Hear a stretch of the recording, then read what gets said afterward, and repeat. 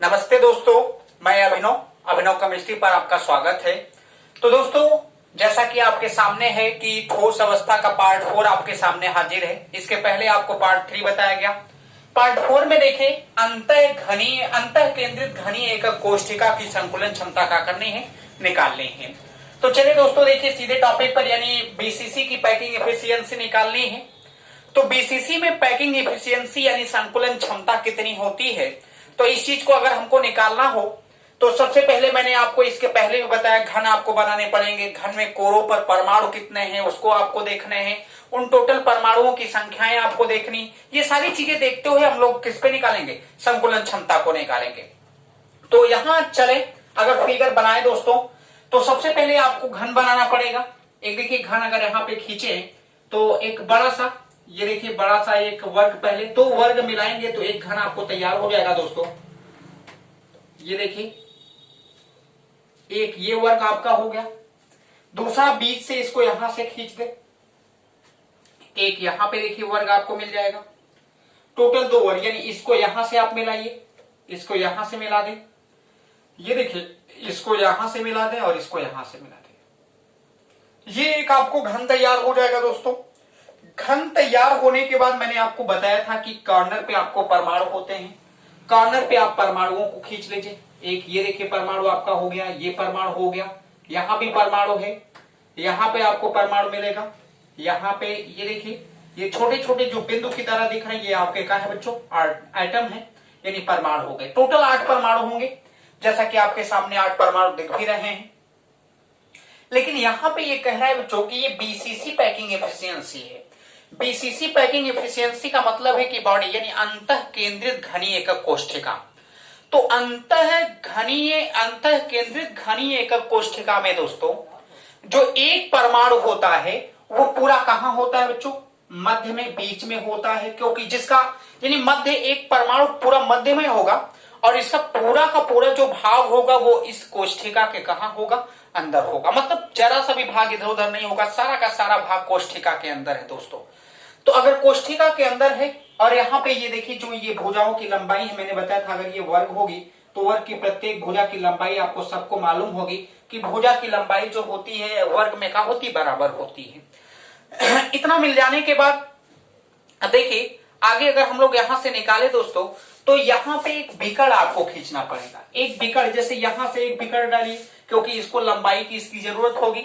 उसके बाद हम इसको यहां से एक और बिकड़ खींचेंगे, जैसा कि आपके सामने मैं लिख रहा हूं। यहां देखिए ये एक बिकड़ जब आप खींचेंगे दोस्तों यहां से, तो बिकड़ खींचने के बाद यहां देखिए ये आप सबको मालूम होगा ये कितने डिग्री का एंगल होगा, 90 डिग्री होगा। अगर ये 90 डिग्री का होगा तो इसके सामने का भुजा ये कड़ होगा, ये कोण है, सामने की भुजा लंब होगी और ये क्या हो जाएगी, आधार। यानी लंब बटे का हो जाएगा दोस्तों, आधार हो जाएगा। तो हमको ये जो कड़ है यानी इसके 90 डिग्री के सामने, ये इसकी लंबाई हमको निकालनी है दोस्तों।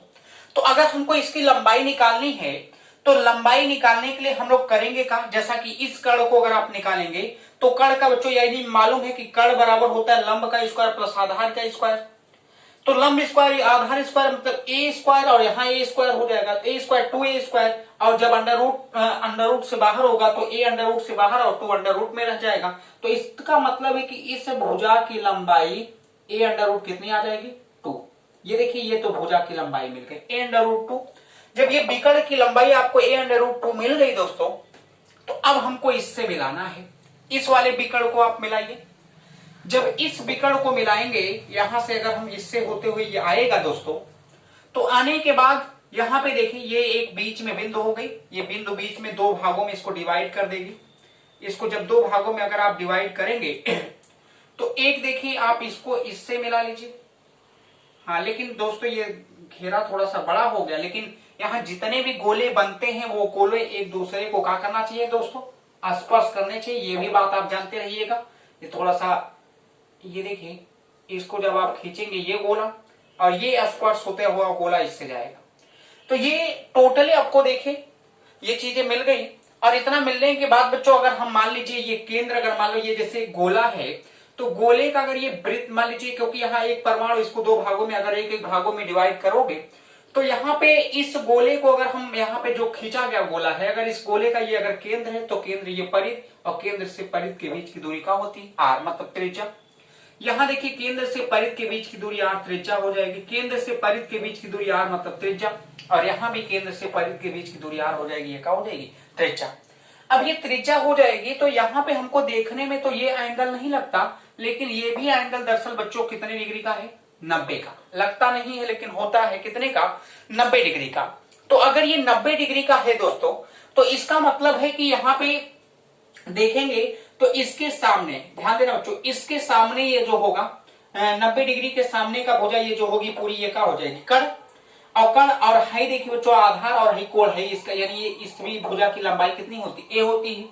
तो अगर ये आपको ये मिल जाए और ये भुजा मिल जाएगी तो कर्ण आप निकाल सकते हो। तो अगर इस भुजा का हम लोग निकाले तो कर्ण बराबर देखिए यहाँ पे कर्ण बराबर होता है अंडर रूट लंब का स्क्वायर प्लस किसका, आधार का स्क्वायर।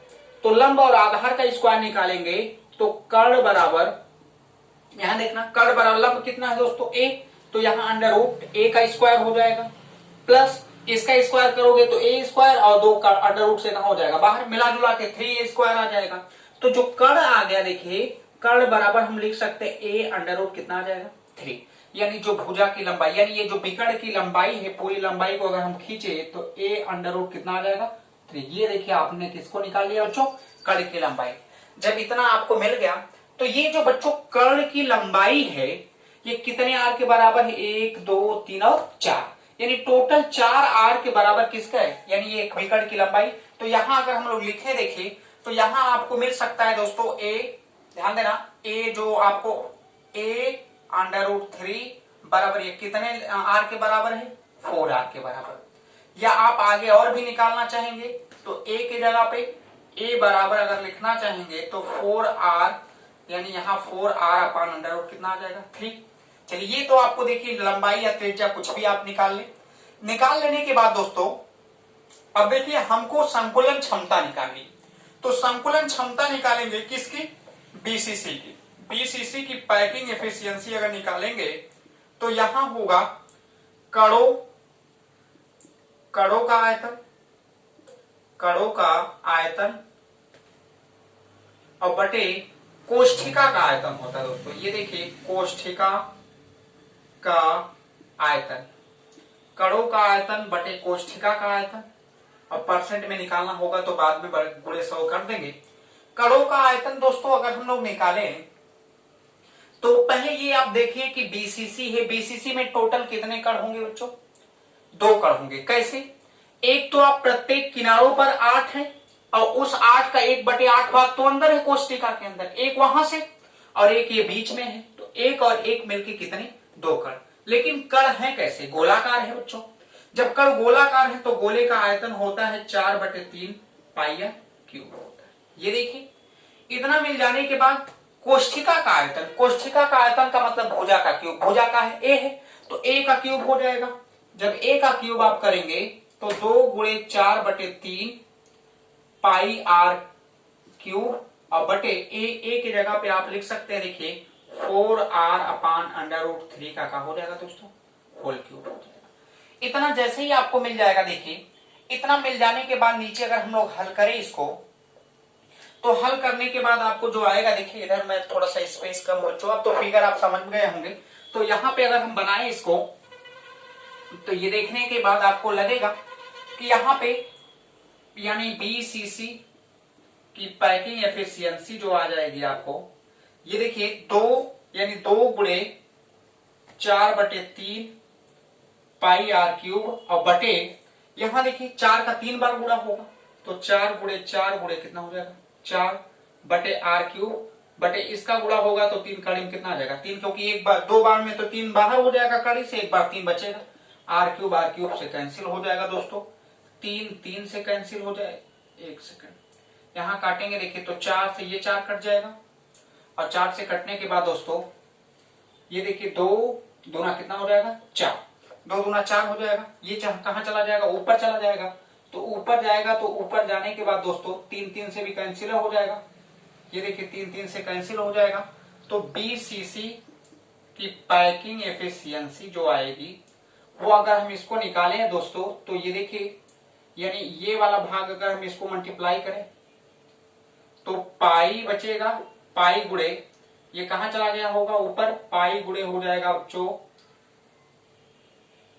यानी इसका मल्टीप्लाई यहाँ पे दोस्तों यानी 4/3 करीब 3 है, तो ये यानी तो ये चला गया होगा ऊपर, ऊपर गया 3 कट गया, बचेगा under root pi under root 3 बटे यहां देखिए हो जाएगा आपको कितना आ जाएगा 4 गुणे 2, यानी 4 दोनों कितने हो जाएगा 8, ये आपको मिल जाएगा। चलिए ठीक, इतना मिल जाने के बाद पाई का मान आपको मालूम होना चाहिए, बीसीसी की पैकिंग एफिशिएंसी अगर हम लोग निकाले बच्चों, ये देखिए तो 22/7 का मान अगर हम लोग करें तो सीधे सीधे अगर इसको हम लोग निकाल लें तो यहाँ बराबर पाई का मान 3.14 गुणे कड़ी में 3 का मान होता है 1.732, अब बटे कितना आ जाएगा 8 आ जाने के बाद दोस्तों ये देखिए अगर हम इससे भाग दें बीसीसी की पैकिंग एफिशिएंसी बराबर, यहां अगर इन दोनों का मल्टीप्लाई हम लोग करें तो ये दशमलव लगभग दोस्तों दशमलव आएगा,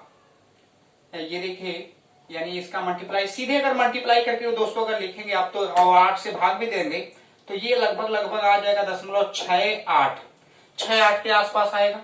इसको अगर हमको परसेंट में चेंज करना होगा तो बीसीसी की पैकिंग एफिशिएंसी जो आपको आएगी 0.68 गुणे यहाँ कितना आ जाएगा 100, क्योंकि परसेंट में चेंज करना है तो ये हमको मिल जाएगा कितना परसेंट 68%, यही आपकी कहा गई संकुलन क्षमता। तो अगर आपसे कोई पूछ ले कि हमको बताइए अंतः केंद्रित घनी एकक कोष्ठिका की संकुलन क्षमता क्या होती है, तो इसका अगर दोस्तों यहाँ पे देखिए अगर आप चाहोगे तो गुणा भाग भी कर सकते हो, टाइम ज्यादा लगता है इसीलिए नहीं किया, कैलकुलेशन है आसान, सभी लोग बच्चे कर ले जाएंगे।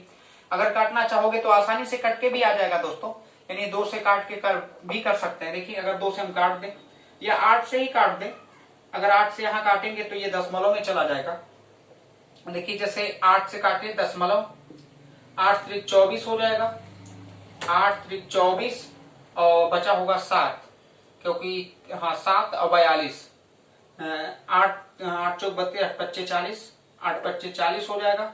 फिर बचा होगा देखिए बच्चों 40 और 4 बचा होगा 4 40, 8 पच्चे 40, यानी ये आ जाएगा बच्चों। इसका मल्टीप्लाई करेंगे और फिर भाग इसका मल्टीप्लाई करेंगे, ये कितना आ जाएगा 0.68 आ जाएगा। तो आने के बाद जब आप मल्टीप्लाई करेंगे तो ये दशमलव कितना आ जाएगा, ये 68% आपको कहा जाएगी संकुलन क्षमता।